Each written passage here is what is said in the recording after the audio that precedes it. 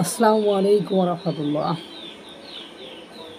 বর্তমান সময়ে বাংলাদেশে যারা মুক্তিযোদ্ধা আছে তার মধ্যে বস of the buses advocate Fazlur Rahman, এনার মতো মুক্তিযোদ্ধা আমি দ্বিতীয় কাউকে দেখিনি।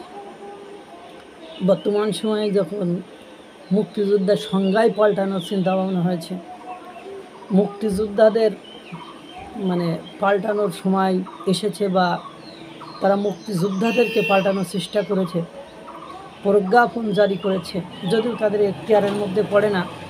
তাদের যে স্বাভাবিক কর্মকাণ্ড, সেই স্বাভাবিক কর্মকাণ্ডের বাইরে যে তারা এই ধরনের অস্বাভাবিক কর্মকাণ্ড করতে গিয়েছে, সেই সময় অনলি ওয়ান, একমাত্র ব্যক্তি হলো অ্যাডভোকেট ফজলুর রহমান।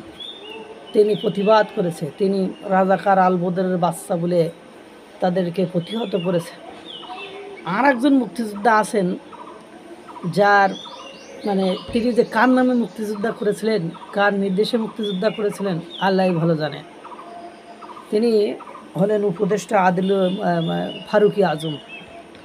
তিনি মুক্তিযোদ্ধা বিষয়ক উপদেষ্টা ফারুকি আজম। তিনি যতবার তার বক্তব্যে বঙ্গবন্ধু শেখ মুজিবের নাম দিয়েছেন, বঙ্গবন্ধু শব্দটা বলতে ওনার মনে হয় কষ্ট হচ্ছিল। উনি কার নামে মুক্তিযোদ্ধা করেছে এটা এখন আমার প্রশ্ন আছে। মুক্তিযোদ্ধা করেছে হয়তোবা, কিন্তু উনি যে মুক্তিযোদ্ধাকে নিয়ে তামাশার একটা জায়গা তৈরি করেছে, সেক্টর তৈরি করেছে, সেটা বোঝা যায়। অপরদিকে অ্যাডভোকেট ফজলুর রহমান, উনি একদম ক্লিয়ার কাট একদম উত্তর দিয়ে দিছে। তিনি বলেন যে লস্করে তৈয়বার প্রধান বলেছে 5ই আগস্টে যে বিপ্লব, যে অভ্যুত্থান বা বিপ্লব ঘটেছে, সেটা আমরাই ঘটিয়েছি এবং আমরা 71-এর সেই প্রতিশোধ নিয়েছি, পরাজয়ের প্রতিশোধ নিয়েছি।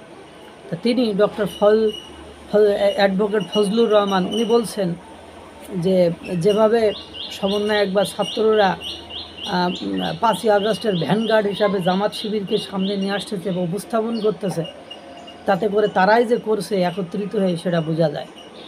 তা তিনি আবার বলছেন, আমি বলেছি আমি যতদিন বেঁচে আছি মুক্তিযুদ্ধ ফজলুর রহমান, আমি কথা বলে যাব, আমি প্রতিবাদ করে যাব, আমি তাদের কর্মকাণ্ডকে কখনো বাস্তবায়ন করতে দিব না। ডক্টর ইউনূস তো মুক্তিযোদ্ধা না, কোথায় যুদ্ধ করেছিল? সে তো মুক্তিযোদ্ধা বিরোধী শক্তির হয়ে কাজ করছে।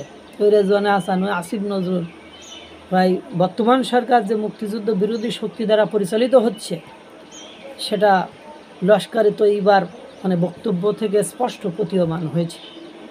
এই ডক্টর অ্যাডভোকেট ফজলুর রহমানই একমাত্র বর্তমান সময়ের মুক্তিযোদ্ধাদের প্রতিনিধি এবং সেরা মুক্তিযোদ্ধা। ওনার মতো মুক্তিযোদ্ধা যদি আর 15-20 জন থাকতো দেশে, তাহলে মুক্তিযুদ্ধের সপক্ষে শক্তির এত লাঞ্ছনা, গঞ্জনা, অপমানের অপদস্থ হতো না। আশা করি আল্লাহ তাআলা সকলকে ভালো রাখবে, সুস্থ রাখবে।